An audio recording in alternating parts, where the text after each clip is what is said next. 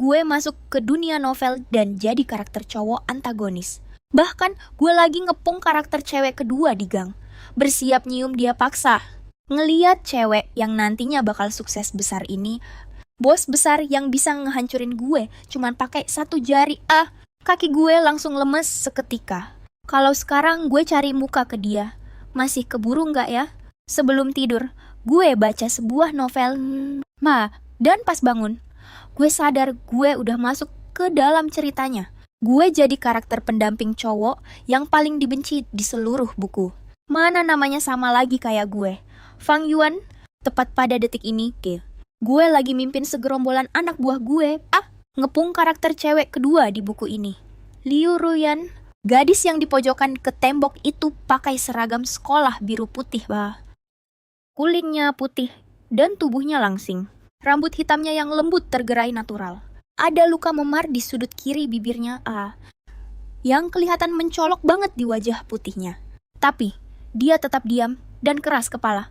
Tatapan mata hitamnya yang ngeliat ke arah gue kerasa dingin banget. Kaki gue langsung lemes. Sial, kenapa harus masuk ke dunia novel di saat yang gak pas banget sih? Harus banget pas adegan ini. Mana alur novelnya norak dan klise abis. Diceritain kalau Liu Ruyan udah naksir tokoh utama cowok bertahun-tahun.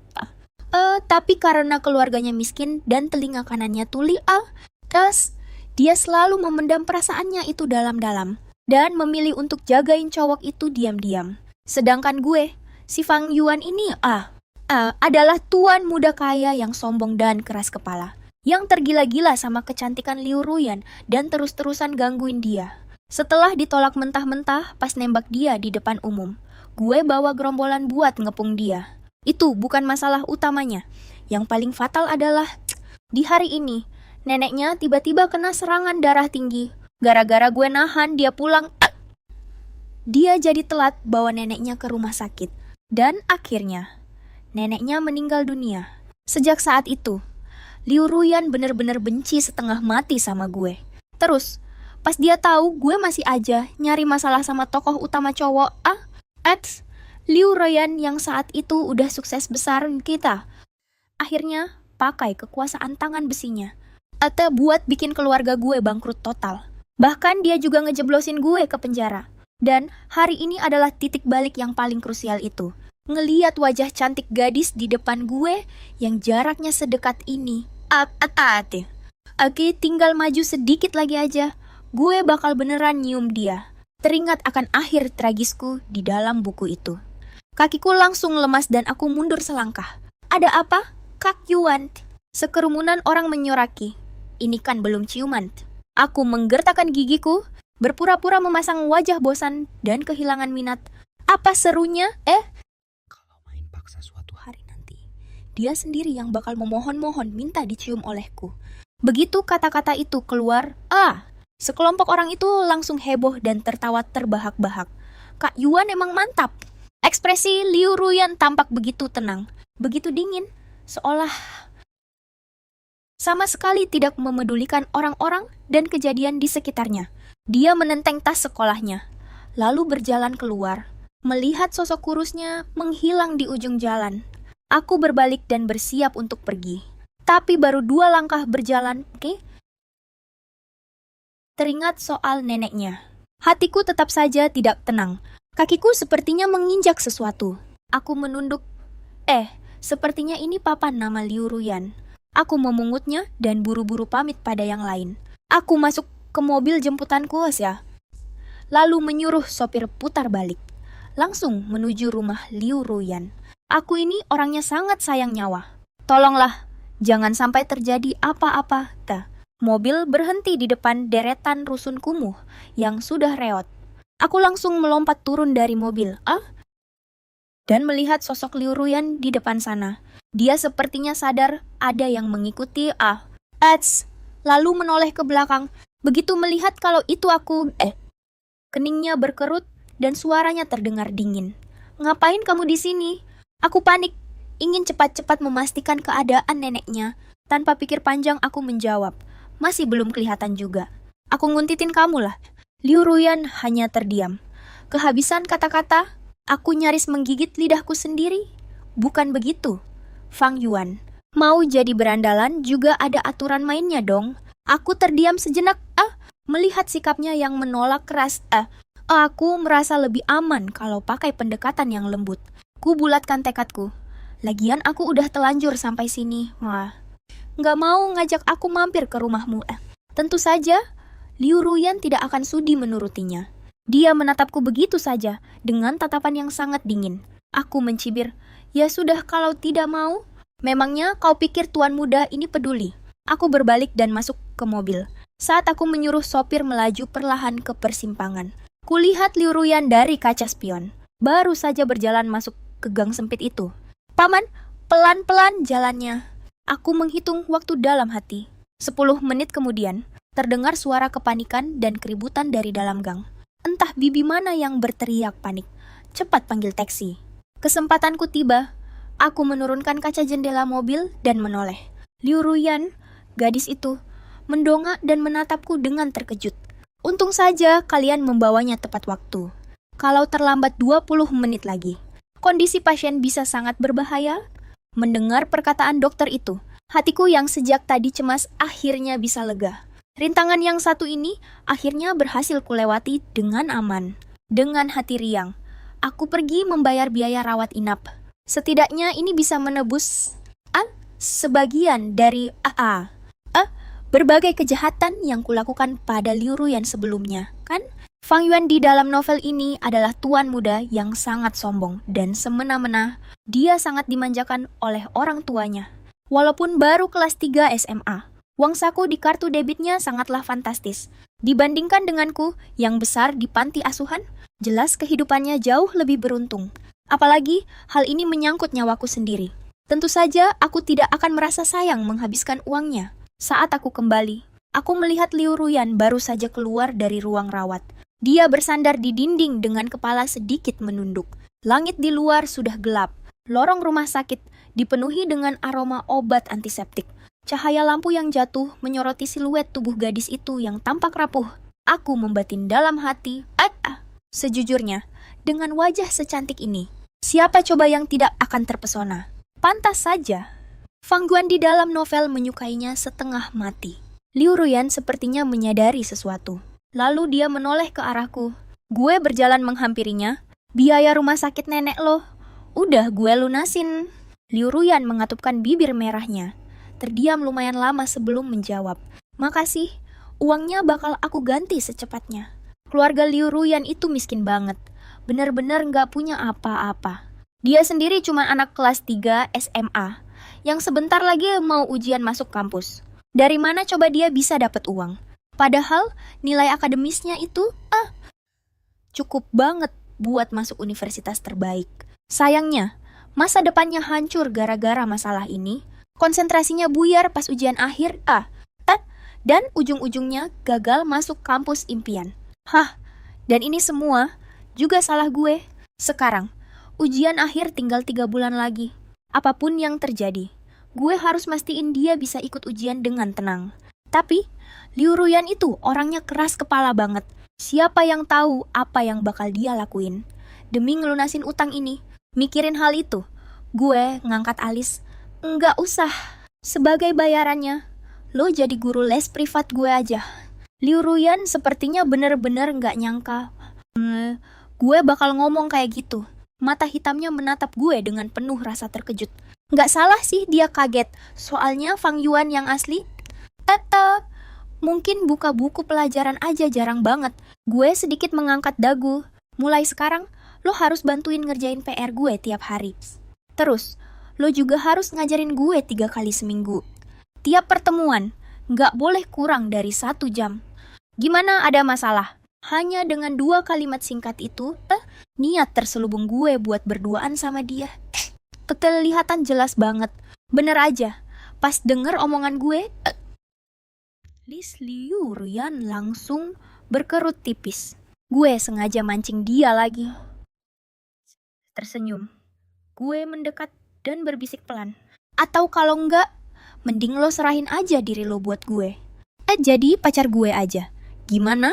Sontak, Liu Ruyan refleks mundur. Ngejauh dan ngejaga jarak dari gue. Ada sorot dingin dan jaga jarak yang melintas di matanya. Setelah mikir-mikir, jelas dia tahu pilihan mana yang lebih masuk akal. Hari Jumat sampai Minggu, tiap jam 9 malam, saat jam belajar mandiri. Gue tersenyum puas. Tapi sayangnya, mood baikku mendadak hancur berantakan begitu sampai di kelas. Kalian tahu nggak? Kemarin Fang Yuan nembak Liu Ruyan, tapi ditolak mentah-mentah. Lucu banget sumpah, dia nggak ngaca apa. Mana mungkin Liu Ruyan mau sama modelan kayak dia. Begitu ucapan itu selesai, beberapa cowok yang lagi duduk nongkrong bareng langsung ketawa ngakak bareng-bareng. Salah satu dari mereka kebetulan melihatku. Wajahnya mendadak pucat pasi, dan dia buru-buru nyenggol lengan temannya yang lagi ngomong. Tawa mereka pun berhenti seketika. Suasana kelas jadi hening banget, sampai jarum jatuh pun pasti kedengaran. Fang Yuan, lo udah datang? Seorang cowok tersenyum canggung dengan wajah yang super tegang. Kelihatan jelas kalau reputasi burukku di sini udah terkenal banget. Nggak perlu ngomong sepatah kata pun, cuma berdiri di sini aja udah bisa bikin mereka ketakutan kayak gitu. Aku cuekin aja mereka. Terus jalan ngelewatin lorong kelas menuju kursiku di barisan paling belakang. Lalu ngelempar tasku ke atas meja dengan pala. Tas! Brak! Suasana kelas malah jadi makin horor. Fang Yuan wali kelas nyariin lo, teriak seorang cowok yang berdiri di depan pintu kelas. Gimana aku bisa lupa? Kemarin setelah aku ngecegat Liu Ruyan, ada yang cepu ngelaporin kejadian itu ke guru. Yang ujung-ujungnya bikin aku disuruh naik ke atas mimbar lapangan buat minta maaf. Walaupun dulu aku ini emang bukan anak pintar, tapi seenggaknya aku ini anak yang baik-baik dan gak neko-neko. Gak pernah bikin masalah sama sekali. Ngebayangin omelan badai yang bakal bentar lagi nerjang aku. Raut wajahku langsung tertekuk. Pas sampai di depan pintu, aku malah berpapasan langsung sama Liu Ruyan. Ada plester yang nempel di sudut bibirnya yang memar. Aku meliriknya sekilas, lalu buru-buru jalan ke arah ruang guru. Padahal tadi aku pura-pura bego nanya ke cowok itu. Bapak nyariin gue, ada urusan apa ya? Cowok itu ngejawab gugup. Gue juga kurang tahu. Lo kesana aja, ntar juga tahu. Begitu kakiku melangkah, pergi. Suasana kelas langsung heboh lagi. Aku menoleh dan melirik ke dalam kelas. Kulihat seorang cowok dengan postur tubuh yang tegap sedang berdiri melindungi di depan Liu Ruyan. Cuma dari pandangan pertama aja, aku langsung tahu kalau dia itu sang tokoh utama cowok. Chen Shuo, sayup-sayup. Aku dengar dia sepertinya membisikkan sesuatu. Liu Ruyan, apa kamu terluka? Bagi Liu Ruyan, Chen Shuo adalah secercah cahaya yang menerangi hidupnya yang kelam. Dia rela mengorbankan segalanya demi cowok itu, tanpa mengharapkan balasan apapun. Asalkan Chen Shuo bahagia. Sama seperti sekarang, Liu Ruyan sepertinya melirik ke arahku sebentar, lalu buru-buru memalingkan wajahnya lagi. Sambil menggelengkan kepalanya pelan. Sudah dibully sampai babak belur begini, dia sama sekali nggak tega ngadu ke Chen Shuo. Coba bandingkan dengan aku. Fang Yuan, kamu tahu kenapa bapak panggil kamu ke sini? Di dalam ruang guru, wali kelas yang usianya sudah lewat 40 tahun itu menatapku dengan wajah dingin. Aku menggeleng, alis bapak itu langsung berkerut tajam. Nada bicaranya seketika meninggi. Ada yang laporan, kalau kemarin sepulang sekolah, kamu bawa gerombolan buat ngebully. Liu Ruyan, bener nggak? Ya emang bener sih, tapi sampai mati pun aku nggak bakal ngaku. Aku pun menebalkan muka. Enggak, Pa. Sumpah, enggak. Beneran enggak ada. Pa. Fang Yuan tentah wajah wali kelas itu makin terlihat murka. Dia sampai menggebrak meja dengan keras. Sudah ketahuan begini, kamu masih berani ngeles. Jelas banget. Dia manggil aku ke sini bukan buat nanya baik-baik. Dia nggak bakal percaya omonganku. Sehuruf pun, ya wajar sih. Omongan berandalan yang sering bolos dan bikin onar kayak aku ini, guru mana juga yang mau percaya. Senin depan pas upacara bendera, kamu maju ke depan dan bacakan surat permintaan maaf deh. Aku masih berusaha mengelak. Tapi Pasu, saya beneran nggak ngelakuin itu. Wali kelas itu mendengus sinis. Nggak mau ngaku. Ya, asalkan kamu bisa bawa orang buat jadi saksi kamu. Bapak baru bakal percaya. Aku langsung mati kutu, membayangkan kroco-kroco berandalan jalananku itu. Berdiri di ruang guru ini buat belain aku. Kepalaku rasanya langsung pusing 7 keliling. Sepertinya kali ini aku beneran gak bisa kabur lagi. Aku memejamkan mata pasrah. Dengan penuh rasa putus asa, aku bergumam. Gak ada yang bisa nolongin gue, Ma. Tiba-tiba terdengar suara ketukan pintu. Tok, tok, tok, Terdengar suara yang dingin namun lembut. Pak Guru Sus. Aku menoleh dengan terkejut. Liu Ruyan. Mata hitamnya tampak tenang. Saya bisa bersaksi untuknya. Sumpah, aku sama sekali tidak menyangka orang yang maju membelaku di saat genting. Ternyata adalah Liu Ruyan. Tapi saat wali kelas mendengar itu, keningnya malah berkerut semakin dalam. Dia menatapku sekilas, lalu berseru pada Liu Ruyan. Ruyan, kalau kamu diancam oleh seseorang, tidak usah takut. Sekolah dan para guru pasti akan membela keadilan untukmu. Liu Ruyan menggelengkan kepalanya dengan tenang. Tidak ada yang mengancam saya. Pak, wali kelas kembali bertanya. Lalu, sepulang sekolah kemarin, kenapa ada murid yang bilang melihat kalian berdua bersama? Liu Ruyan terdiam sejenak, lalu menjelaskan, dia punya beberapa pertanyaan pelajaran yang kurang dia mengerti. Dia ingin meminta saya mengajarinya kalau ada waktu luang. Mendengar itu, mata wali kelas rasanya mau melotot keluar. Apa? Dia menatapku dengan penuh curiga. Sebenarnya, guru manapun yang mendengar ucapan ini pasti akan merasa seperti melihat hantu. Tapi, karena Liu Ruyan sudah memberiku jalan keluar yang begitu mulus, masa aku tidak menerimanya? Kan tidak sopan. Aku pun asal mengarang sebuah alasan, menundukkan kepalaku dengan nada sedih. Benar, Pak, orang tuaku akhir-akhir ini sedang ribut mau bercerai. Aku pikir, kalau nilai ujianku bagus, mereka pasti akan senang dan mungkin saja tidak jadi bercerai. Maafkan anakmu yang durhaka ini ya. Ayah, ibu... Sebenarnya, ayahku ini adalah orang kaya baru. Setelah sukses, dia menikahi ibuku. Alasannya cuma satu, karena ibuku cantik. Sayangnya, saat melahirkanku, ibuku mengalami pendarahan hebat. Hampir saja kehilangan nyawanya. Karena itulah, aku jadi putra satu-satunya yang mereka miliki. Benar-benar dimanjakan habis-habisan. Sampai aku tumbuh jadi anak yang manja, tak berguna. Ekspresi wali kelas tampak sangat rumit. Setelah terdiam cukup lama, barulah dia berkata pada Liu Ruyan, membantu teman sekelas itu memang hal yang bagus, Tapi, ujian masuk perguruan tinggi sudah dekat. Jangan sampai pelajaranmu terganggu. Aku juga nggak marah. Lagi pula, dengan nilaiku yang seperti ini, memang sudah nggak ada yang bisa diselamatkan lagi. Begitu keluar dari ruang guru, aku menghela napas lega. Bang Yuan, gimana? Wali kelasmu nggak bikin susah? Kan, seorang cowok berambut cepak tiba-tiba muncul. Aku memperhatikannya lekat-lekat. Baru sadar kalau dia sepertinya salah satu anak buahku kemarin. Menyadari ada Liu Ruyan di sebelahku, dia langsung waspada dan berdiri menghalangi di antara aku dan Liu Ruyan. Dengan nada mengancam, pasti elokan yang ngadu dan sengaja jebak Bang Yuan. Ekspresi Liu Ruyan tampak dingin. Tanpa mengucapkan sepatah kata pun, dia langsung mengabaikannya dan berjalan pergi. Waduh, melihat bocah ini mau ngamuk, aku buru-buru menarik lengannya. Suyang, jangan sembarangan ngomong. Yang lu cari gara-gara itu bos besar masa depan, yang bisa menghabisi gue kapan saja. Tahu nggak? Lu sih enak sok jagoan. Nanti ujung-ujungnya Liu Ruyan bakal numpakin semuanya ke gue. Suyang tampak setengah percaya setengah ragu. Tapi karena gue sudah ngomong begitu, dia nggak melanjutkannya, hanya menggaruk kepalanya. Lalu cengengesan sambil menyodorkan sebotol bir. Nih Bang Yuan, kesukaan lu? Aku langsung menolaknya secara halus. Suyang bertanya lagi.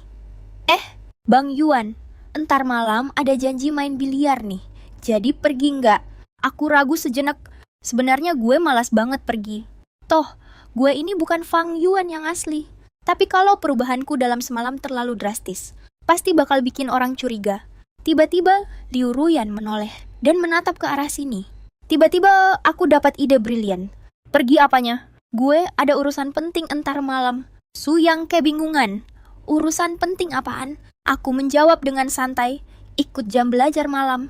Lah, Su Yang langsung melongo tak percaya. Gila loh, Bos Yuan.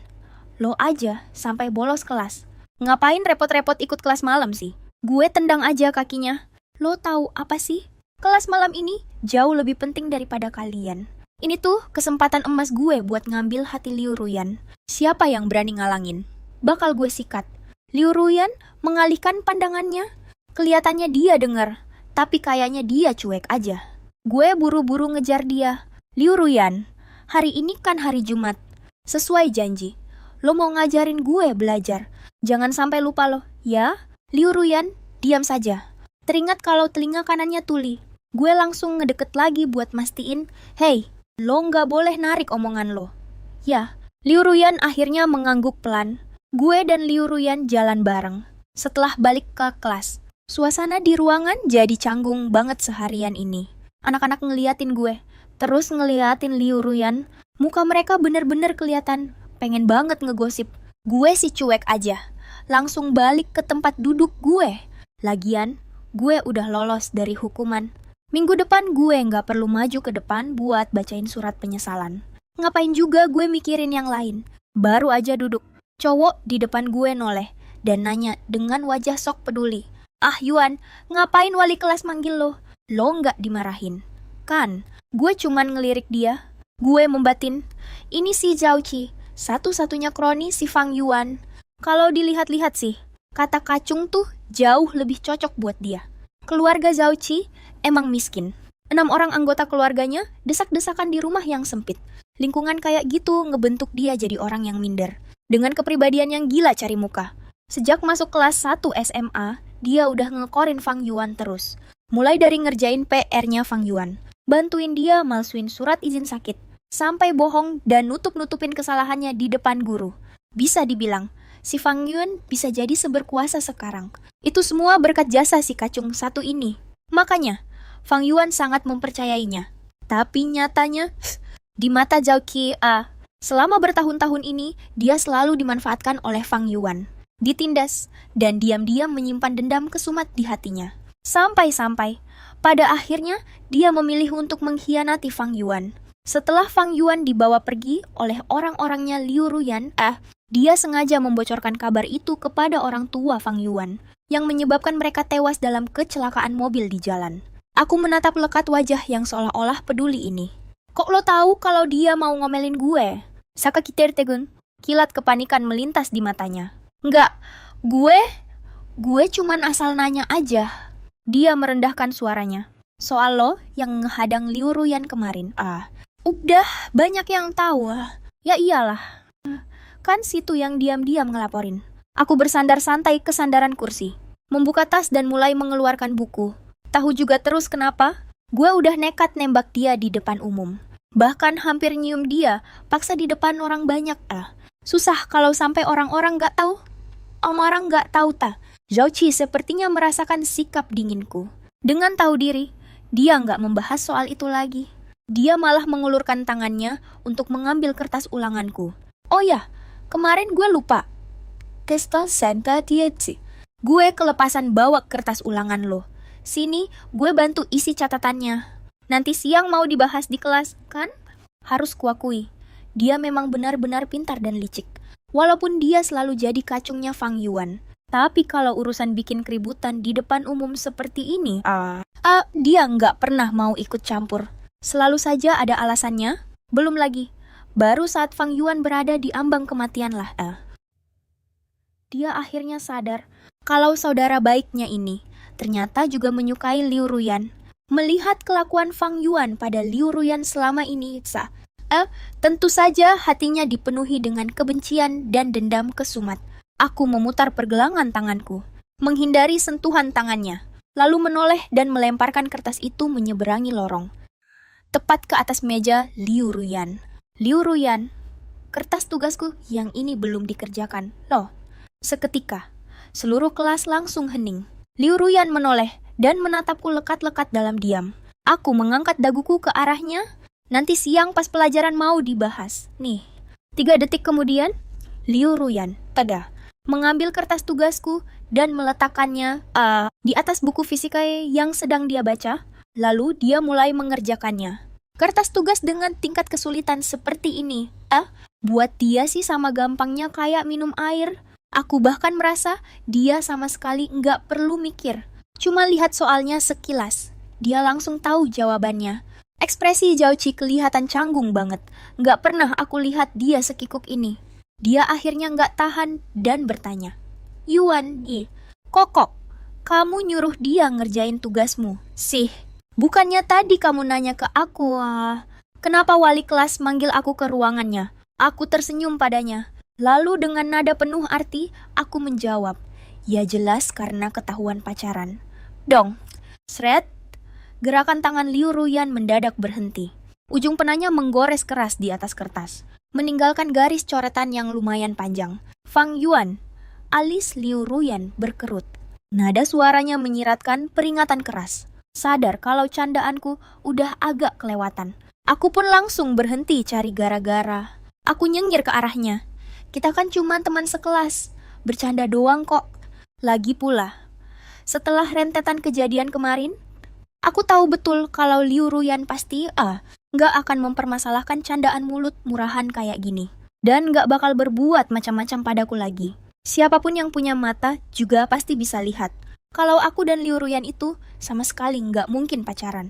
Selain buat ngebersihin namaku, aku juga bisa sekalian ngeledek Zhao-Qi. Sekali mendayung, 2-3 pulau terlampaui.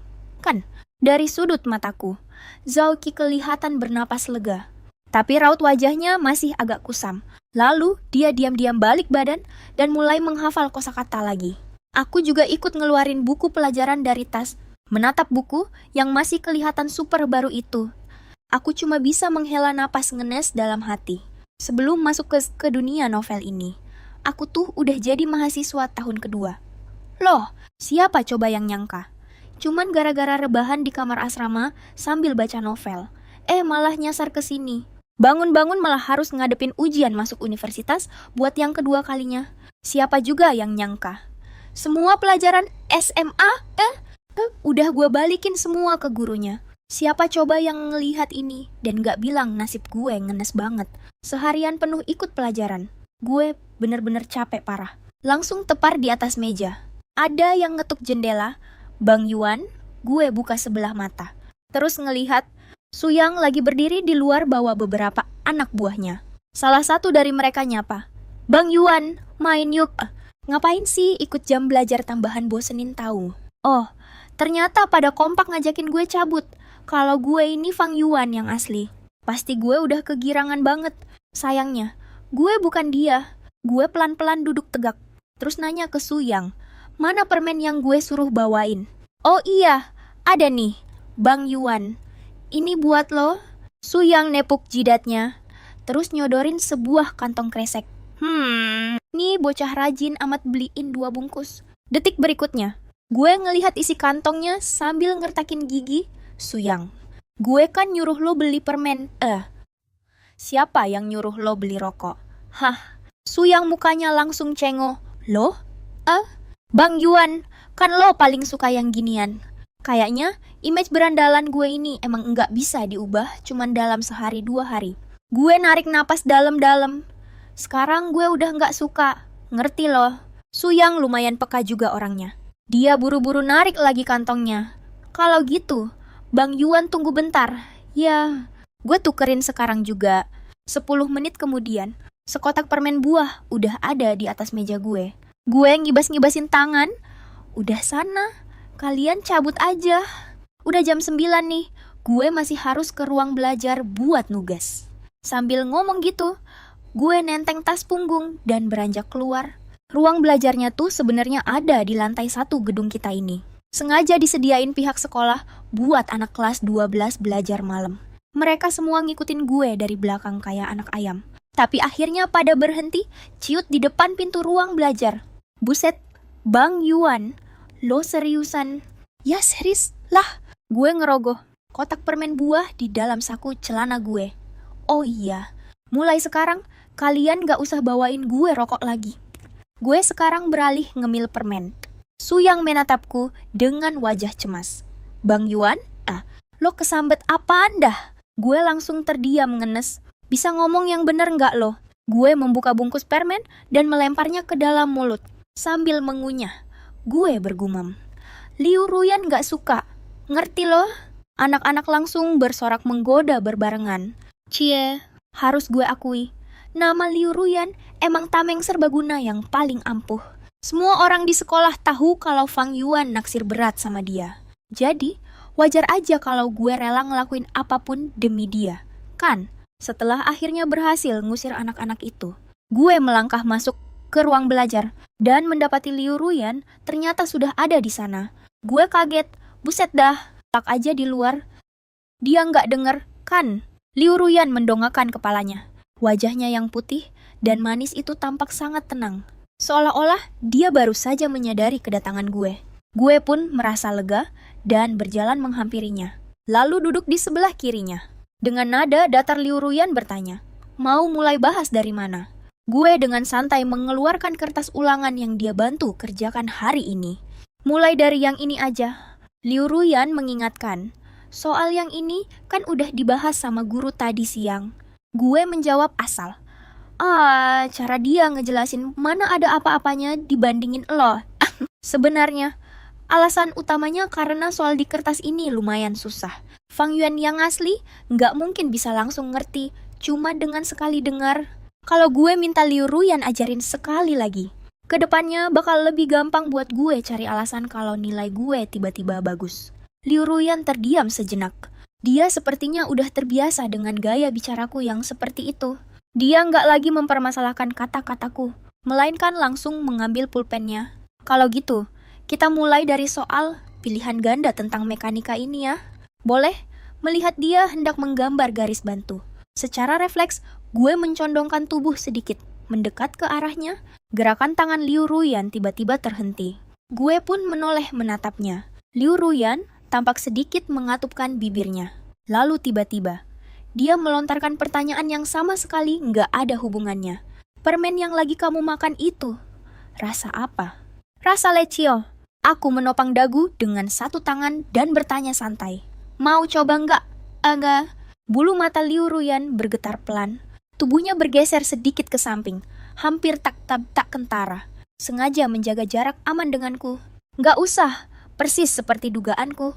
Setelah aku dan Liu Ruyan sering belajar malam bareng, di sekolah sama sekali nggak ada rumor kalau kami pacaran.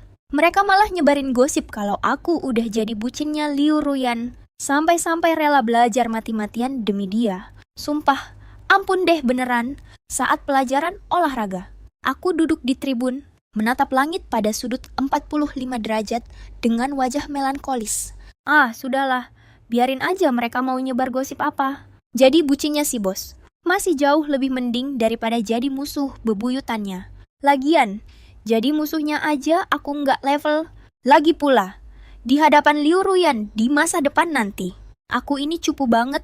Yuan, lo ngejar-ngejar Liu Ruyan sampai segitunya. Tapi dia sama sekali nggak ngasih respon. Menurut gue, mendingan lo nyerah aja deh. Cao Qi yang duduk di sebelahku angkat bicara dengan sangat hati-hati. Gue rasa dia sukanya sama cowok yang lebih dewasa deh. Aku langsung melirik sinis ke arahnya. Oh ya, Cao Qi langsung panik. Gue juga cuma denger-denger doang katanya. Kemarin dia kayaknya nanya ke Li Mingze soal kado apa yang cocok buat cowok. Lagian, Chen Shuo kan bentar lagi ulang tahun. Aku bersandar di punggung kursi dengan bosan. Apa maksud lo pakai kayaknya segala? Siapa yang dia taksir? Masa gue nggak tahu? Chen Shuo itu suka banget main slow. Makanya, Liu Ruyan sampai turun tangan buat bikin sebuah pajangan selo dari kayu. Dan pas hari ulang tahunnya, pajangan itu diam-diam ditaruh di laci meja. Chen Shuo, sayangnya, Chen Shuo nggak pernah tahu kalau itu pemberian dari dia. Pantas aja perannya dia cuma jadi pemeran pendukung cewek. Cuma berani naksir diam-diam gini. Mana bisa menang ngelawan karakter utamanya coba. Cao Qi berbisik pelan. Yuan, lo beneran nggak marah? Gue malah ketawa. Ngapain juga gue marah? Cao Qi langsung mati kutu. Nggak bisa ngomong apa-apa. Bang Yuan main badminton. Yuk. Su Yang tiba-tiba muncul dari belakang sambil bawa raket badminton. Bikin gue kaget setengah mati aja. Gue menoleh ke arahnya. Suyang, tah, lo cari mati? Ya, Suyang cuma cengengesan. Habisnya, gue nggak nemu temen main. Sih, Bang Yuan, hargai gue dikit dong. Ajarin main kek. Harus gue akui, ini emang salah satu kelebihan Fang Yuan yang jarang banget ada. Dan juga, salah satu dari sedikit kesamaan antara gue dan dia. Halah, bacot lo, kalau lo emang mau main badminton. Banyak kali yang ngantre mau main sama lo. Suyang itu tinggi dan kurus. Sifatnya juga blak-blakan. Di masa-masa SMA kayak gini, cowok model begini emang nggak pernah sepi dari cewek yang naksir. Suyang masang muka melas. Bang, akhir-akhir ini pikiran lo tuh cuman buat Liu Ruyan doang. Ya, tega banget lo nelantarin kita-kita. Gue ngambil raketnya. Ya udah, sini. Ayo, kita main satu ronde. Kalau sifat gue tiba-tiba berubah drastis, pasti bakal bikin orang-orang curiga. Meskipun gue bisa pakai Liu Ruyan sebagai alasan, tapi gue juga nggak boleh terlalu kentara. Sesekali acting dikit emang perlu sih. Gimana ya pepatah bilang, kebohongan yang paling susah ketahuan, adalah kebohongan yang dicampur dengan kebenaran. Sesampainya di lapangan kosong sebelah tempat olahraga, gue nyoba mukul-mukul konya bentar. Kebetulan banget gue ngelihat sosok yang familiar, Liu Ruyan. Dia lagi lari-lari kecil. Kayaknya dia nyadar kalau lagi gue perhatiin. Dia menoleh sedikit, lalu ngelirik ke arah gue. Gue senyum sambil melambaikan raket ke dia. Tapi, Liu Ruyan sama sekali nggak merespons. Matanya cuma terpaku sedetik ke arah raket gue. Terus dia langsung buang muka gitu aja. Padahal gue pikir, setelah sekian lama kita sering barengan, walaupun gue sama si bos besar ini nggak bisa dibilang akrab, tapi seenggaknya adalah sedikit rasa pertemanan di antara kita. Lah, ini kok bener-bener nyuekin gue, sih? Suyang di sebelah gue nggak nyadar ada dia. Dia jalan sambil bilang, Bang Yuan, kok di tangan lu itu udah kelamaan dipakai. Gue bawa yang baru nih. Coba lihat. Oke nggak? Gue ngambil kok baru yang dia sodorin. Pas gue ngedongak, gue lihat Liu Ruyan udah lari ngelewatin kami. Punggung cewek itu kelihatan kurus dan dingin. Tapi, kerasa banget keras kepalanya. Gue agak bingung. Liu Ruyan itu orangnya pendiam dan tertutup banget. Biasanya, kalau lagi banyak tekanan atau suasana hatinya lagi jelek, dia bakal terus-terusan begini.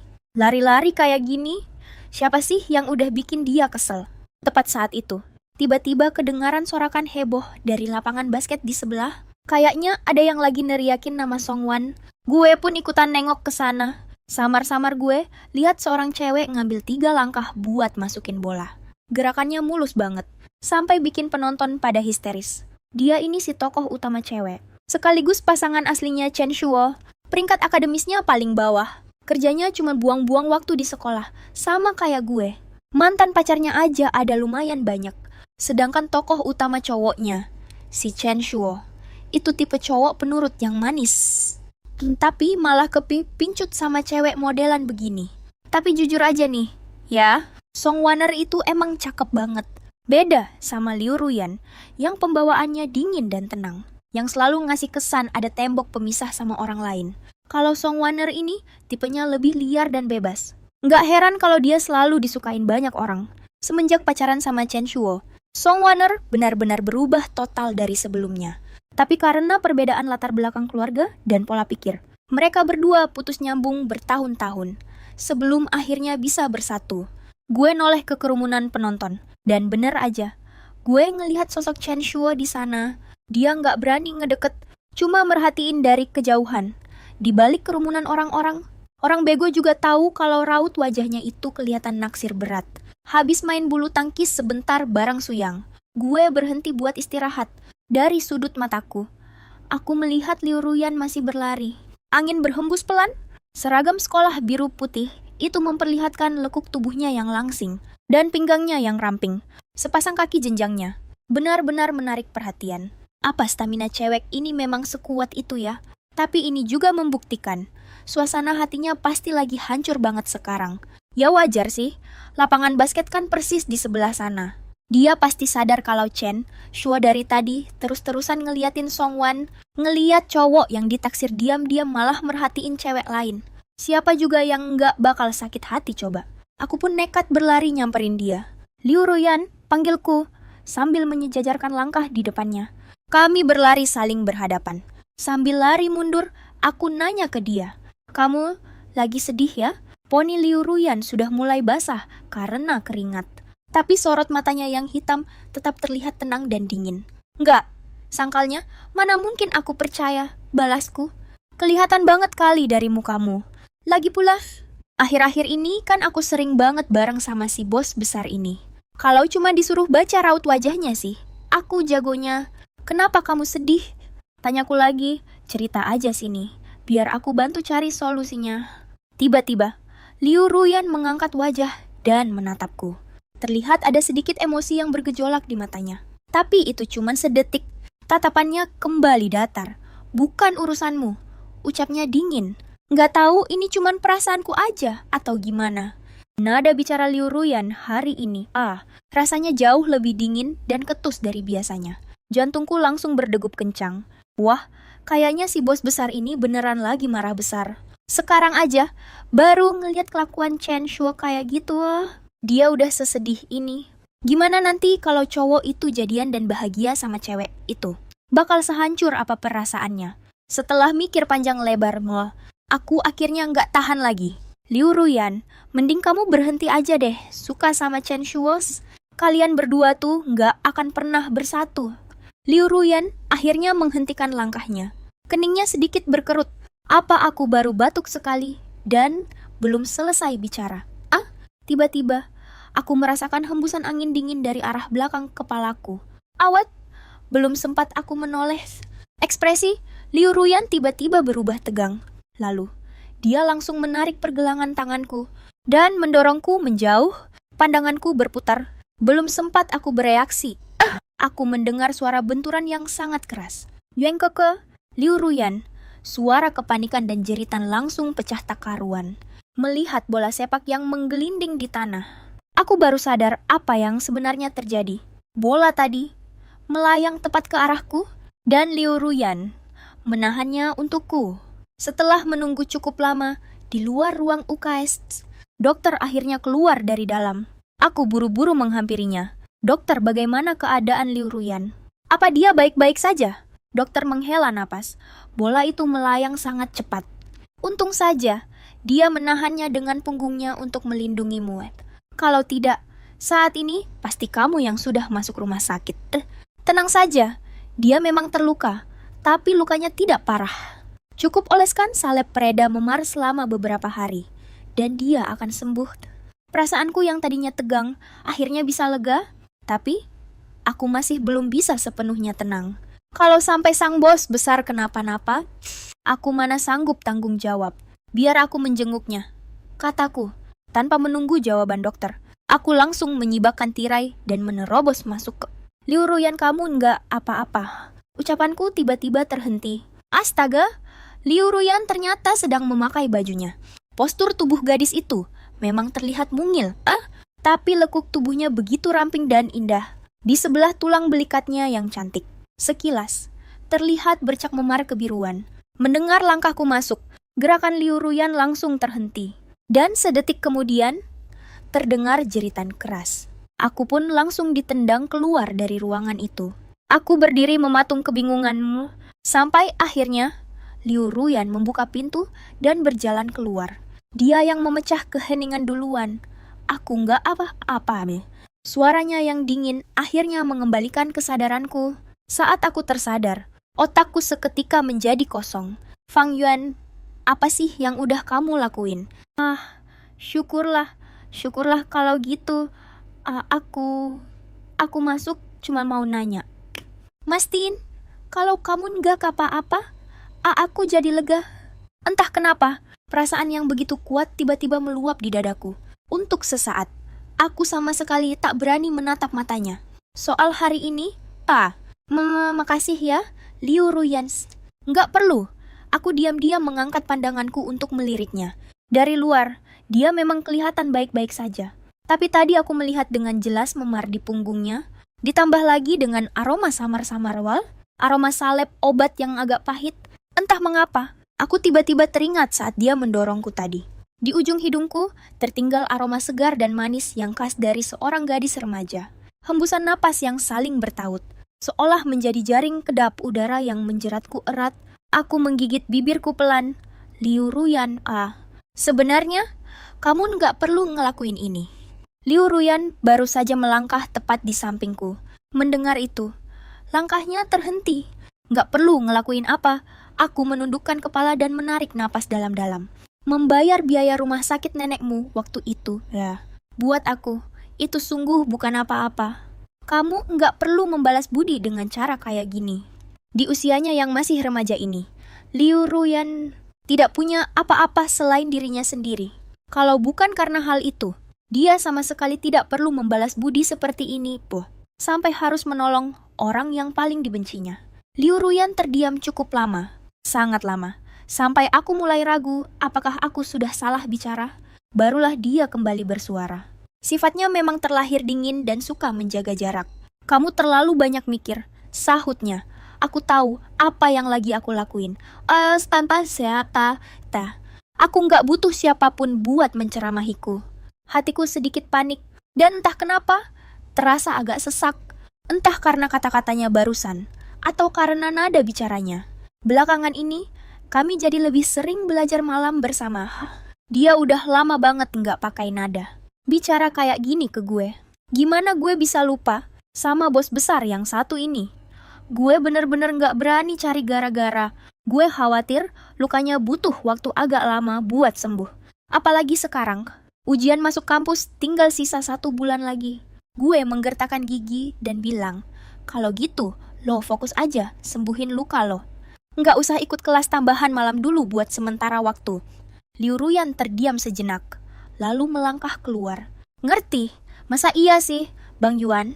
Dia udah berkorban sejauh itu buat lo? Bisa-bisanya lo bilang kalian berdua nggak pacaran. Su Yang pasang muka syok berat. Beberapa anak buah di sebelahnya juga ikut nyaut. Bener tuh, kita semua udah pada denger ceritanya. Waktu itu dia langsung ngedorong Bang Yuan ngejauh. Kena hantam bola, sekeras itu pasti sakit banget kan? Bang Yuan kan keren banget. Terus baik banget lagi sama dia. Kurang apa coba? Cewek mana yang bisa nolak? Dia pasti suka sama lo. Bang, gue mengibaskan tangan dengan kesal. Kenapa sih kalian gosip banget? Kalau emang jago ngoceh, mending kalian pidato aja sana di atas panggung, Mereka semua akhirnya kicep dan diam 1000 bahasa. Dasar, kalian masih pada bocah. Nggak paham aja gimana sifat bos besar satu itu. Cewek kayak Liu Ruyan itu paling benci yang namanya ngutang budi. Dulu gue pernah ngebantu dia buat masalah yang besar banget. Walaupun mulutnya nggak pernah bilang apa-apa, di dalam hatinya pasti dia ingat betul-betul. Lagian, orang lain mungkin nggak tahu kalau dia suka cowok dewasa. Tapi masa iya gue nggak tahu? Tapi Bang Yuan, nilai tryout lo kali ini naik lumayan pesat loh. Kalau begini terus, masuk kampus idaman sih udah aman deh. Gue menaikkan alis. Ya iyalah, selain urusan Liu Ruyan, emangnya ada kemauan Bang Yuan yang nggak kesampaian? Tentu saja, omongan gue barusan emang kedengeran agak nyombong. Gue bisa ada kemajuan secepat ini juga sebenarnya, karena ngandelin Liu Ruyan. Dia jelasin soalnya benar-benar gampang dimengerti. Dan orangnya juga sabar banget. Kadang, untuk satu pertanyaan saja, aku bisa nanya ke dia sampai berkali-kali. Tapi dia tetap jelasin semuanya ke aku tanpa rasa kesal sedikit pun. Buat Su Yang dan anak-anak lain, dapat nilai 400 saja sudah bagus banget. Kalau 500, itu sih sudah pasti sekelas anak jenius. Sesampainya di rumah, aku malah disambut dengan pujian luar biasa dari ayah dan ibu. Bagus teh, bagus teh, bagus. Ayah sudah tahu, ayuan kita pasti bisa ya. Lihat tuh, perkembangannya belakangan ini pesat banget kan? Ayah tersenyum sumringah tanpa henti. Ibu melirik tajam ke arah ayah, lalu menepuk pundakku dan berkata dengan lembut, "Ayuan sayang, jangan terlalu membebani diri sendiri. Ya, kalau kamu sampai jatuh sakit karena kecapekan, ayah dan ibu yang bakal sedih nanti." Hatiku terasa hangat. Nggak apa-apa kok. Lagi pula, aku baru sadar akhir-akhir ini, ternyata belajar materi ini nggak sesusah itu kok. Ayah melambaikan tangannya dengan bangga. Ayuan mau hadiah apa sebutin saja. Ayah pasti akan turuti semua maumu. Entah kenapa, sesosok wajah manis Nan Anggun tiba-tiba terlintas di benakku. Aku terdiam sejenak. Sebentar lagi kan ujian masuk kampus. Aku pengen cari guru privat buat persiapan intensif terakhirku. Harus kuakui, tindakan ayah memang super cepat. Besoknya, dia langsung mendatangkan seorang guru berprestasi yang paling terkenal di kota kami untuk menjadi guru privatku. Dan semenjak hari itu, aku nggak pernah lagi pergi ke ruang belajar mandiri. Walaupun kami masih di kelas yang sama dan masih bisa saling melihat setiap harinya, ya. Tapi entah kenapa, hubungan antara aku dan Liu Ruyan malah terasa semakin menjauh. Suatu hari, Zhao Qi pernah nanya soal ini. Seolah tanpa sengaja, tanpa pikir panjang, aku langsung menjawab. Ujian masuk kampus sudah di depan mata. Tiap detiknya itu berharga banget. Apalagi Liu Ruyan itu kan bibit unggul, yang diincar pasti kampus-kampus top papan atas. Kalau masa depannya sampai hancur gara-gara aku nggak bakal bisa nebus kesalahanku. Tepat saat kata-kata itu keluar dari mulutku, Liu Ruyan mendadak muncul dari belakang, lalu berjalan melewatiku begitu saja. Aku cuma bisa meliriknya dengan perasaan bersalah. Wajahnya dari samping terlihat begitu tenang, seolah-olah dia sama sekali tidak peduli. Aku sedikit menghela napas lega, menekan emosi aneh yang tiba-tiba bergejolak di lubuk hatiku. Lalu aku mengambil lembar soal yang lain dan kembali menunduk untuk mengerjakannya. Waktu 1 bulan berlalu begitu saja. Tepat di hari ujian akhir selesai, ada teman sekelas yang mengusulkan untuk acara makan-makan. Tapi yang di luar dugaanku adalah Li Mingze tiba-tiba menghampiri dan mengajakku.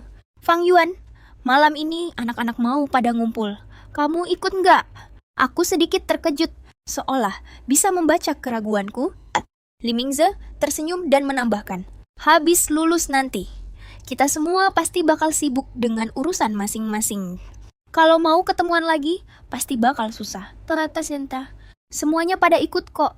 Ayolah datang, hitung-hitung menghargai pertemanan kita. Karena dia sudah ngomong sampai seperti itu, mana mungkin aku bisa menolaknya. Boleh deh, kataku. Lagi pula yang ikut ternyata lumayan banyak. Suasana di dalam ruangan privat itu sangat ramai. Aku memegang gelasku sambil terus meminum jus, tapi yang berkecamuk di pikiranku malah hal lain. Malam ini, Liu Ruyan sebenarnya berencana untuk menyatakan perasaannya pada Chen Shuo. Cinta diam-diam yang terpendam jauh di lubuk hati gadis itu pelan-pelan mulai meluap, hingga akhirnya dia tidak sanggup lagi menyembunyikannya. Jadi, di hari perpisahan masa muda ini, dia akhirnya mengumpulkan seluruh keberaniannya. Tapi sayang sekali, hari ini Song Waner juga datang mencari Chen Shuo. Alhasil, ungkapan cinta dari Liu Ruyan itu, pada akhirnya tak pernah bisa terucap. Kalau dipikir-pikir sekarang, semuanya berjalan persis sesuai dengan alur di novel itu. Satu-satunya yang membedakan adalah aku juga hadir di acara kumpul-kumpul ini. Ini adalah satu-satunya hal yang berbeda dari cerita aslinya.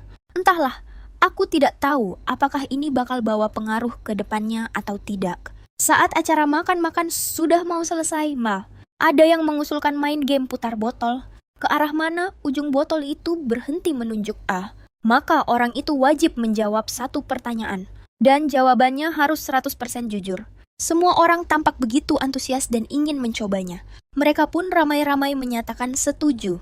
Nggak nyangka, yang pertama kena malah Liu Ruyan. Li Mingze sepertinya memang sengaja. Dia berseru lantang memberikan pertanyaan pada Ruyan. Ruyan, kamu lagi suka sama seseorang nggak? Begitu pertanyaan itu dilontarkan, semua orang di ruangan langsung bersorak menggoda. Ada banyak banget anak di sekolah yang naksir sama Liu Ruyan. Tapi, nggak ada satupun yang tahu siapa cowok yang dia suka. Aku tanpa sadar menatap ke arah Liu Ruyan yang duduk tepat di depanku. Dan di luar dugaan, mata kami tak sengaja saling bertatapan. Aku buru-buru memalingkan wajah, berpura-pura sibuk mengecek ponsel. Lalu, terdengar suara Liu Ruyan menjawab singkat. Ada. Seketika, seisi ruangan hening sejenak sebelum akhirnya meledak dalam sorakan heboh. Siapa-siapa tuh? Anak sekolah kita, bukan? Orangnya kayak gimana ya? Kalian udah jadian belum ya? Jantungku berdegup kencang. Liu Ruyan bilang, ada. Dia benar-benar bilang ada. Padahal, bukannya di dalam novel tertulis kalau dia nggak pernah nembak Chen Shuo ya? Tapi sekarang, dia malah mengakuinya begitu saja. Li Mingze tertawa terbahak-bahak. Hei, Heis, kalian ini nanya berapa pertanyaan sih? Kan udah dibilang, aturannya cuma boleh jawab satu pertanyaan. Meskipun dia bilang begitu, tapi karena ini kesempatan langka buat mengorek gosip tentang Liu Ruyan, tentu saja anak-anak nggak mau melepaskan momen ini begitu saja. Jadi, di putaran berikutnya, hampir semua orang berusaha keras agar ujung botolnya kembali mengarah pada Liu Ruyan. Sayangnya, usaha mereka gagal berkali-kali. Fang Yuan, sekarang giliranmu. Tugas memutar botol itu pun jatuh padaku. Pikiranku agak kacau saat itu. Aku menahan botolnya, lalu memutarnya dengan asal-asalan. Namun tanpa diduga, setelah berputar beberapa kali, botol itu perlahan berhenti dan ujungnya tepat menunjuk ke arah Liu Ruyan. Seketika, seisi ruangan benar-benar hening. Wah, yang benar aja. Semua orang juga tahu kalau Fang Yuan naksir berat sama Liu Ruyan. Padahal tadi, semuanya sudah diam-diam sepakat, kalau nggak peduli siapapun yang memutar botolnya, giliran Liu Ruyan. Semuanya masih lanjut membahas pertanyaan yang sebelumnya. Nggak nyangka, ternyata aku yang jadi si terpilih. Aduh, gimana nih nanyanya?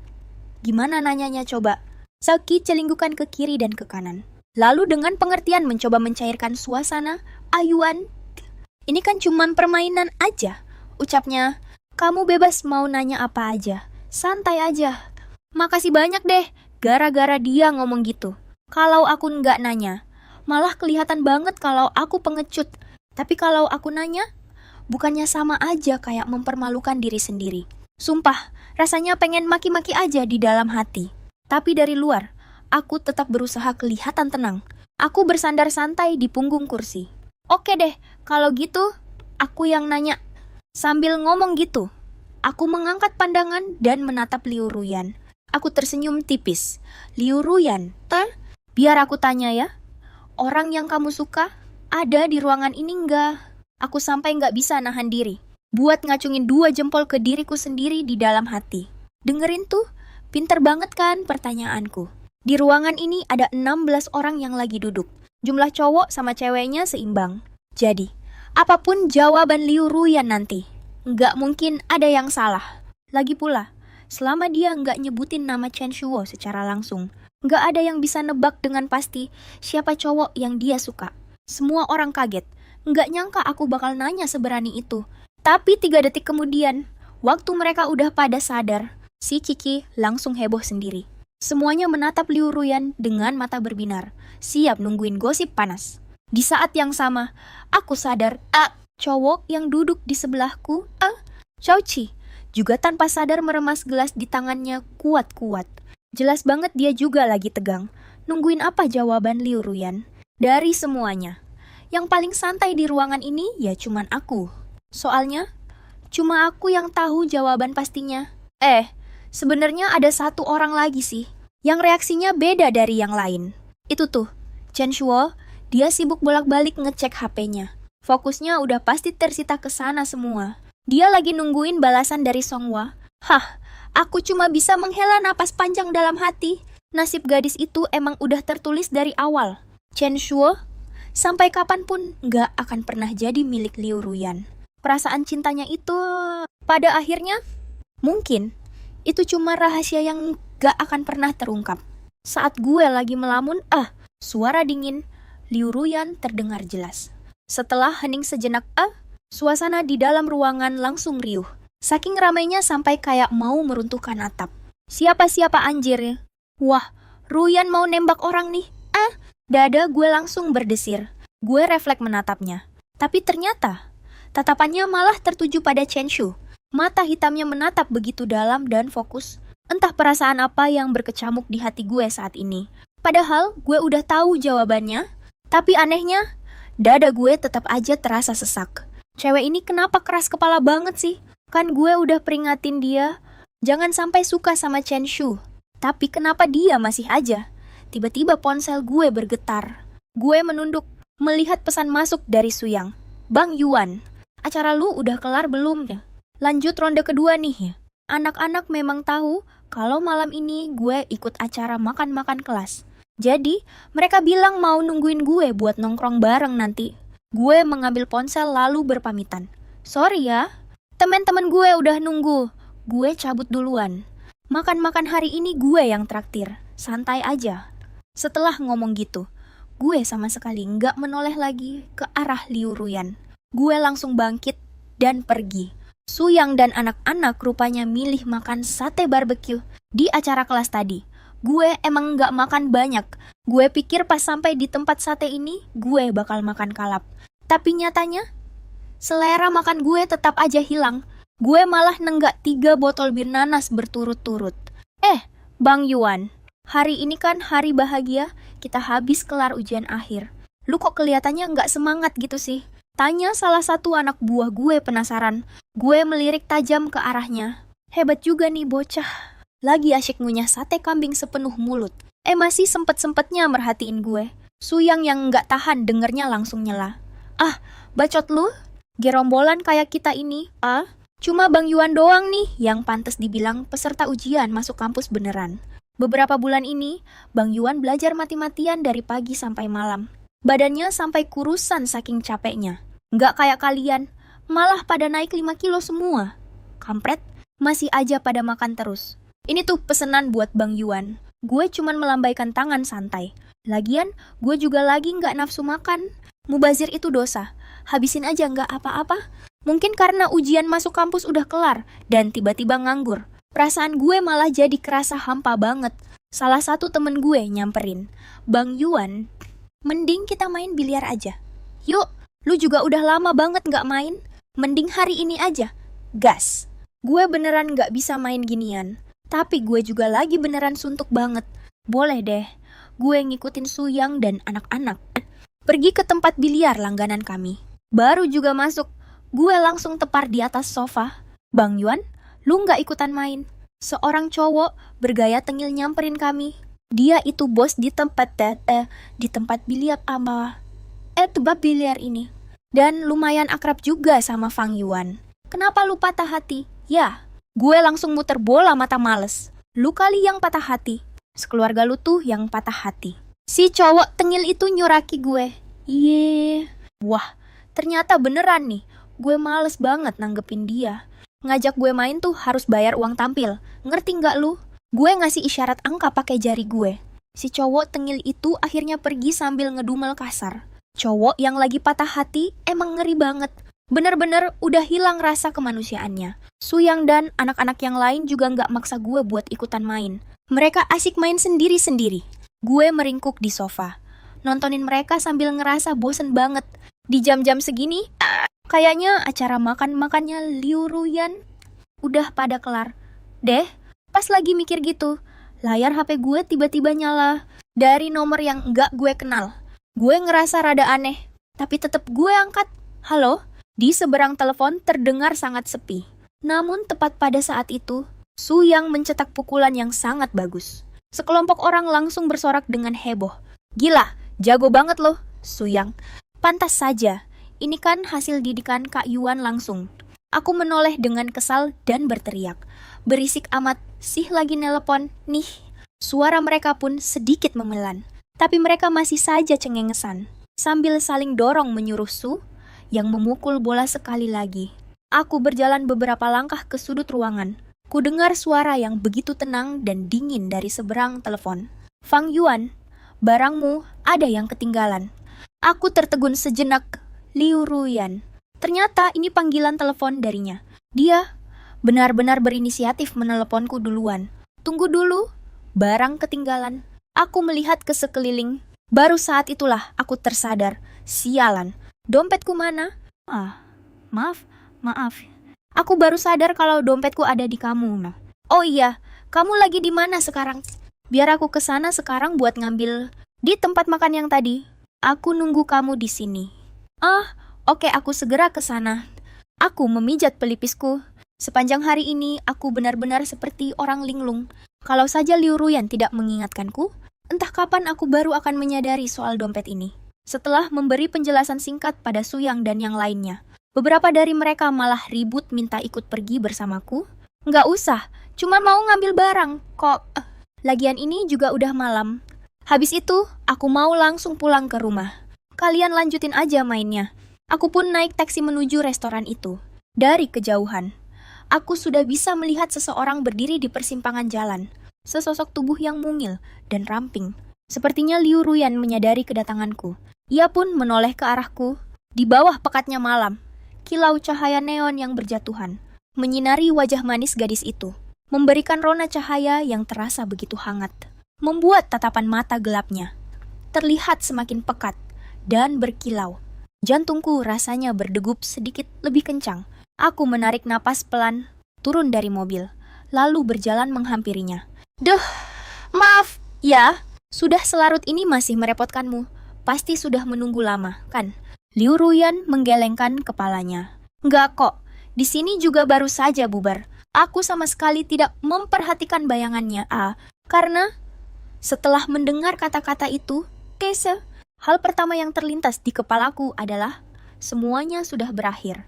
Lalu, apa yang terjadi setelah aku pergi? Apa dia menyatakan perasaannya pada Chen Shuo? Tapi jelas, aku nggak punya hak untuk menanyakan itu. Jadi, aku hanya bisa tersenyum canggung padanya. Makasih. Ya, kalau bukan karenamu, dompet ini pasti sudah benar-benar hilang.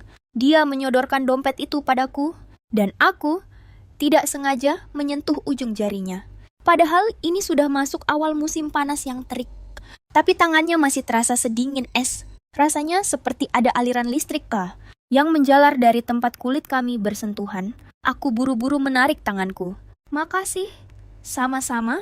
Liu Ruyan terdiam sejenak lalu tiba-tiba bertanya, "Kamu habis minum?" Ya, kata-kata bantahan yang sudah di ujung lidah seketika tertahan. Iya, cuma sedikit kok. Liu Ruyan tidak membalas lagi. Urusanku sudah selesai. Seharusnya ini saat yang tepat untuk pamit. Aku terdiam selama 3 detik. Lalu memanggilnya, "Liu Ruyan?" Aku kayaknya udah nggak bisa jalan lurus. Deh, boleh nggak? Kamu antar aku sampai ke depan jalan. Jalan di sini terlalu sempit. Mobil sopirku kayaknya bakal susah kalau disuruh masuk. Liu Ruyan tertegun sejenak, lalu mengangguk pelan. Boleh. Entah dari mana datangnya keberanian ini. Tiba-tiba saja, aku melangkah setengah langkah lebih maju, sambil tersenyum. Aku bertanya lagi. Kayaknya tenagaku juga udah habis. Nih, gimana kalau bahumu kupinjam sebentar buat sandaran? Ini adalah kalimat yang biasanya cuma diucapkan oleh Fang Yuan. Ya, benar banget.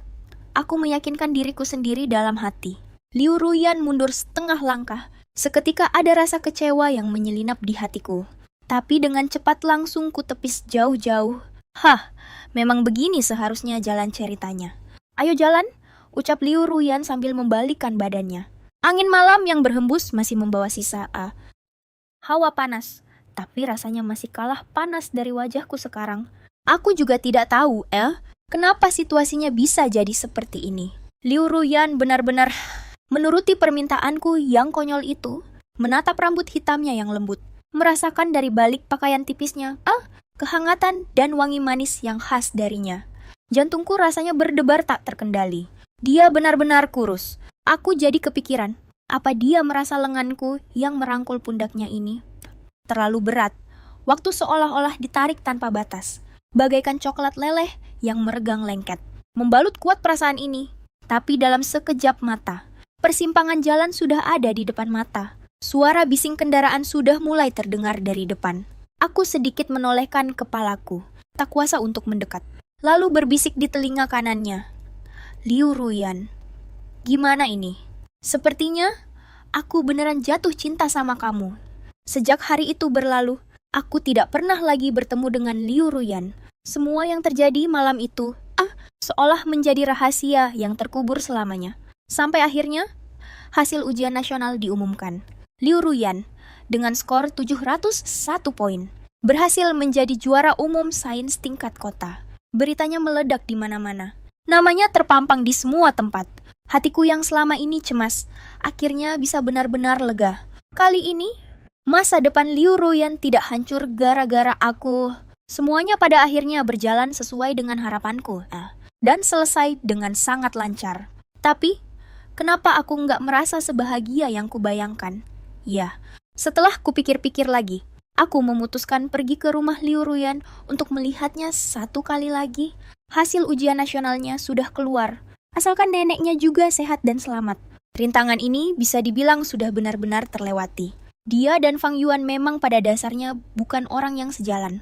Setelah hari ini, mereka akan menjalani kehidupan yang berbeda. Anggap saja ini sebagai perpisahan terakhir. Saat aku tiba di rumah Liu Ruyan, hari sudah senja. Namun siapa sangka, baru saja sampai di ujung gang, aku melihat ada beberapa orang yang menghalanginya. Liu Ruyan. Wah, sungguh tak disangka nilaimu di ujian masuk universitas bisa sebagus ini ya. Benar sekali. Keluarga besar Liu, kita akhirnya mendapat berkah dari leluhurnya. Sudah kubilang, anak ini kelak pasti bakal jadi orang sukses. Lihat saja, sekarang dia sudah jadi peraih nilai tertinggi. Ruyan, karena kali ini nilaimu sangat bagus. Kamu pasti dapat uang beasiswa yang lumayan banyak, kan? Lihat nih, sepupumu kan sebentar lagi mau menikah. Dan keluarga kita juga sedang tidak punya uang, Kira. Gimana kalau kamu pinjamkan sedikit uangmu dulu? Tenang saja. Anggap saja uang ini kami pinjam darimu. Nanti kalau sudah ada uang, kami pasti akan mengembalikannya padamu. Mendengar hal itu, aku akhirnya tahu siapa orang-orang ini sebenarnya. Orang tua Liu Ruyan sudah lama meninggal, dan semua kerabatnya menganggap dia sebagai beban. Mereka bahkan sudah memutus hubungan keluarga sejak dulu. Di dalam novel aslinya, tentang bagian ini, ceritanya cuma dibahas sekilas lewat 1 atau 2 kalimat saja. Hanya disebutkan bahwa setelah Liu Ruyan masuk universitas, dia memulai bisnisnya sendiri dan berhasil mendapatkan keuntungan pertamanya. Lalu para kerabat itu mulai mengincar uangnya dan mencari masalah dengannya berkali-kali. Tapi semua itu hanyalah batu ujian dalam perjalanan hidupnya menuju kesuksesan. Hanya dengan beberapa patah kata, semuanya digambarkan begitu ringan. Namun, baru pada saat inilah aku menyadari bahwa bagi seorang gadis remaja seperti Liu Ruyan, setiap rasa sakit yang dia alami itu benar-benar nyata. Jalan hidupnya tidak pernah mulus sama sekali. Liu Ruyan sedang membelakangiku. Jadi saat ini, aku tidak bisa melihat seperti apa raut wajahnya. Aku hanya mendengar suaranya yang sangat dingin menjawab, "Aku tidak punya uang." Raut wajah orang-orang itu seketika berubah. Kamu bilang tidak punya uang, siapa yang bakal percaya? Ruyan, gimana pun juga, kami ini udah ngelihat lu tumbuh dari kecil. Lu nggak bisa dong, mentang-mentang udah sukses, terus jadi lupa daratan. Liu Ruyan sama sekali tidak mempedulikan mereka. Dia langsung berjalan memutar melewati mereka, berniat untuk pergi. Salah satu pria yang terlihat berusia sekitar 25 atau 26 tahun, tiba-tiba mendorongnya. "Dasar bocah, sialan. Beraninya lu pasang muka songong begitu sama kita." Hah! Liu Ruyan terdorong keras hingga menabrak dinding. Darahku langsung mendidih. Woi, apa-apaan kalian ini? Beberapa orang di dalam gang itu serempak menoleh ke arahku. Liu Ruyan juga tiba-tiba menoleh, matanya membelalak terkejut. Pria yang baru saja mendorong Liu Ruyan itu menatapku dari atas ke bawah. Lalu dia beralih menatap Liu Ruyan lagi. Senyum licik yang aneh tergambar di wajahnya. "Oh, hebat juga lu, bocah. Bisa-bisanya lu ngegaet tuan muda tajir begini." Wajah Liu Ruyan seketika berubah menjadi sangat dingin. Dia nggak ada hubungannya sama gue. Kalau kalian ada urusan, hadapi gue aja. Lu pikir gue bakal langsung percaya gitu aja? Pria itu mendengus sinis. Jam tangan yang dia pakai itu aja harganya hampir 100.000 yuan. Lu bilang lu nggak punya uang gampang. Suruh aja pangeran lu ini yang bayarin. Aku pun ikut tertawa. Mata anjing lu ternyata ngerti barang bagus juga. Ya, sayangnya lu itu preman tolol lah. Lu tahu nggak? Pemerasan itu ancaman penjaranya berapa tahun? Raut wajah mereka semua seketika berubah menjadi sangat buruk. Pria itu langsung menerjang ke arahku. "Bangsat, dikasih hati minta jantung lu." Ya, cih dengan raut wajah sedingin es. Aku menendang perut pria itu dengan sangat keras. Aku sendiri tidak pernah menyangka. Setelah datang ke dunia ini, perkelahian pertamaku ternyata terjadi dalam situasi yang seperti ini. Aku ini tipe orang yang tidak suka mencari masalah. Tapi aku juga pantang mundur kalau ditantang. Awalnya, beberapa orang itu masih mencoba untuk melawan. Namun akhirnya, mereka mulai memohon ampun dengan wajah babak belur. Aku bertingkah seolah sama sekali tidak mendengarnya. Aku mencengkeram erat kerah pria yang tadi mendorong Liu Ruyan, lalu bersiap membenturkan kepalanya ke dinding dengan kasar. Fang Yuan, udah, jangan pukul lagi. Liu Ruyan tiba-tiba meneriakiku. Gerakanku terhenti. Tepat pada saat itu, terdengar derap langkah kaki dari luar. Su Yang datang menerobos masuk bersama segerombolan anak buahnya. Bang Yuan, bajingan-bajingan ini cari gara-gara apa sama lo? Tadi, saat di depan gang dan sadar ada yang nggak beres. Gue langsung nelepon Su Yang, nyuruh mereka bawa anak-anak ke sini. Tiba-tiba, Liu Ruyan mencengkeram lengan bajuku. Sepertinya dia ketakutan gue bakal terus ngehajar mereka. Gue berusaha menenangkan diri. Urus bajingan-bajingan ini dengan baik ya. Setelah ngomong gitu, tanpa mempedulikan tatapan anak-anak yang kepo dan penasaran, gue langsung narik tangan Liu Ruyan dan pergi dari situ. Setelah jalan lumayan jauh, gue baru sadar, ternyata dari tadi dia cuma ngikutin gue dalam diam. Rasanya ada emosi yang meledak-ledak di dalam dada gue. Gue berbalik. Dan akhirnya nggak bisa nahan diri lagi. Liu Ruyan, lo sadar nggak sih? Lo tuh sebentar lagi bakal masuk kuliah. Detik itu juga, gue baru nyadar kalau suara gue ternyata agak gemetar. Membawa amarah yang bahkan nggak pernah gue duga sebelumnya. Dan rasa ngeri yang tertinggal. Bisa-bisanya dia senekat itu. Susah payah lo ngelewatin ujian akhir. Susah payah lo nyambut babak baru dalam hidup lo. Kalau sampai hari ini, preman-preman itu beneran ngelakuin hal gila cuma gara-gara duit receh. Dan nyelakain lo, masa depan lo bakal hancur berantakan. Liu Ruyan cuma menatapku dalam diam. Sesaat kemudian, dia bertanya, "Apa kamu peduli?" Gue bengong. Liu Ruyan kembali bersuara. Soal nilai ujianku bagus atau enggak. Soal aku bisa kuliah atau enggak. Apa kamu peduli? Gue langsung mati kutu. Ya jelas gue pedulilah. Lagi pula, di cerita aslinya, masa depan lo itu hancur gara-gara Fang Yuan. Tapi, mana mungkin kata-kata itu bisa gue ucapin langsung. Gue menarik napas dalam-dalam. Ya pastilah, lo itu peraih nilai IPA tertinggi sekota. Gimana pun juga, kita kan teman sekelas. Aku juga ikut kecipratan untungnya. Lo, nanti ke depannya, aku bakal ngandelin kamu. Tiba-tiba Liu Ruyan berbisik pelan. Pembohong, Aku terdiam. Apa? Liu Ruyan mengeluarkan sesuatu dari sakunya dan meletakkannya di tanganku. Sebuah kartu bank, biaya rumah sakit nenekku yang kamu bayarin waktu itu. Case, semuanya ada di sini, Batsdi. Kan udah ku bilang, aku bakal balikin secepatnya. Aku nepatin janjiku. Dadaku terasa sesak, seolah ada yang mengganjal kuat. Pantas saja dia bilang gak punya uang.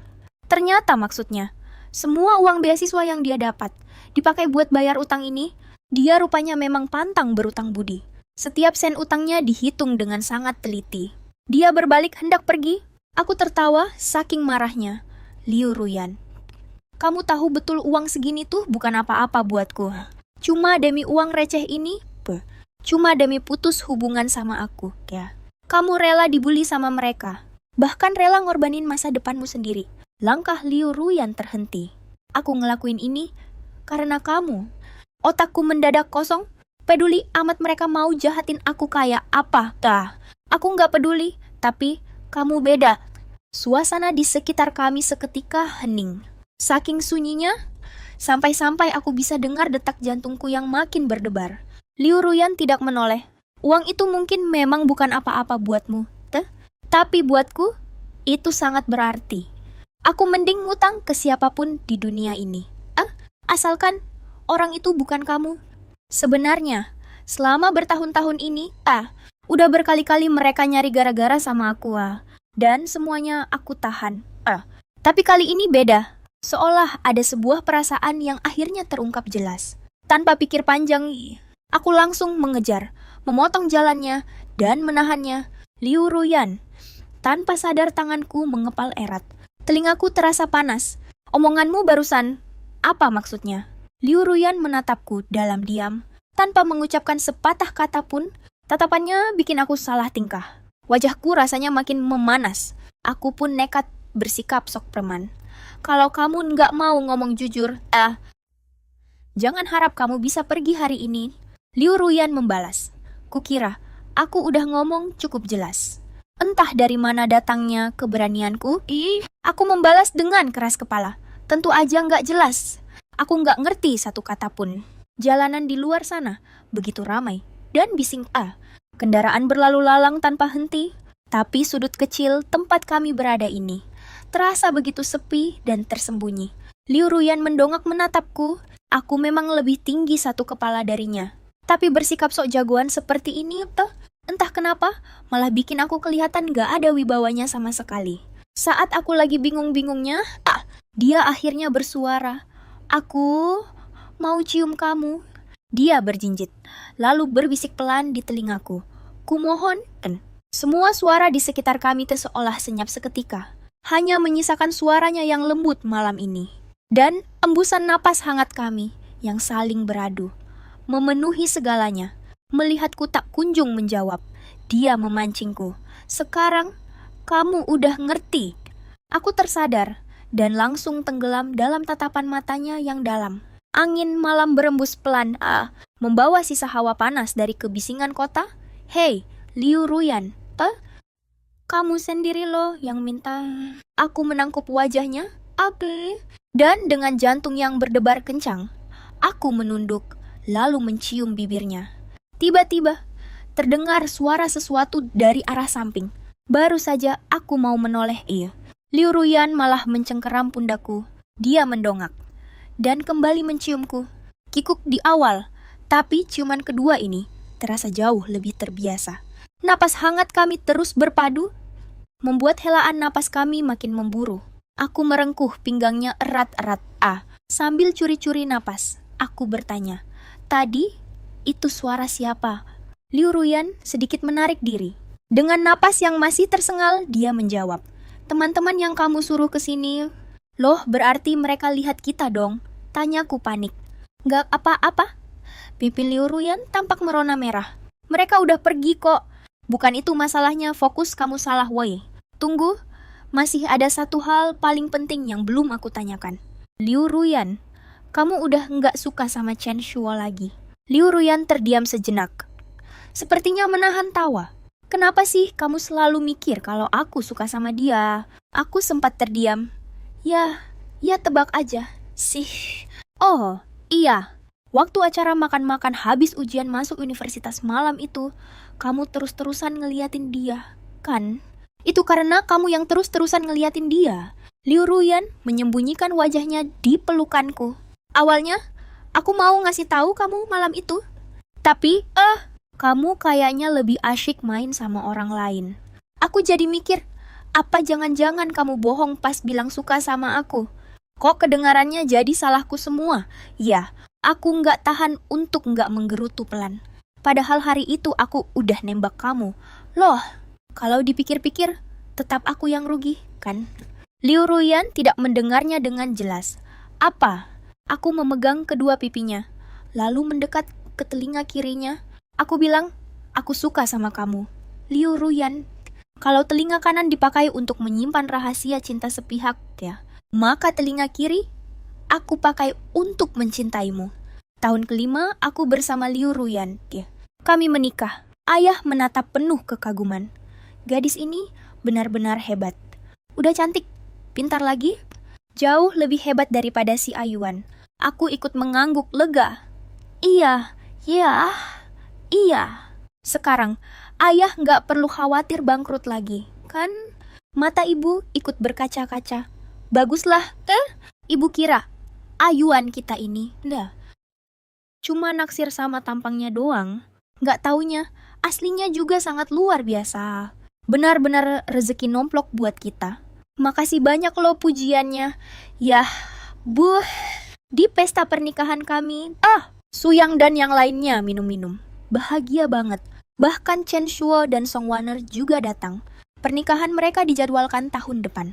Suasana hati Liu Ruyan sangat bagus hari ini. Dia sampai ikut minum anggur merah lumayan banyak.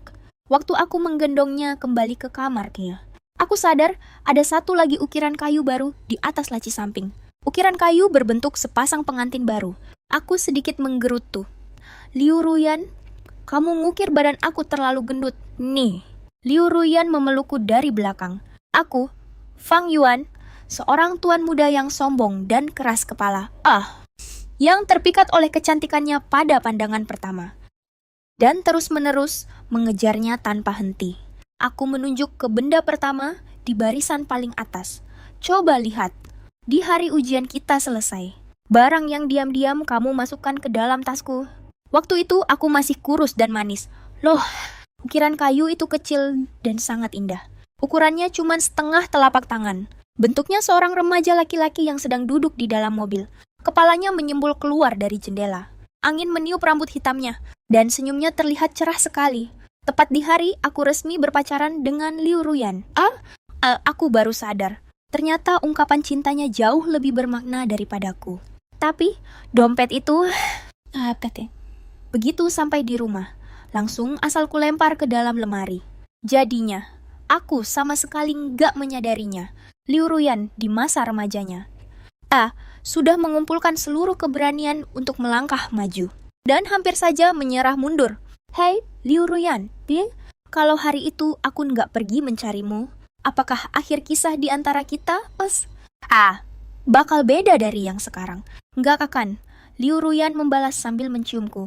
Akhir kisahku akan selalu tentang kamu.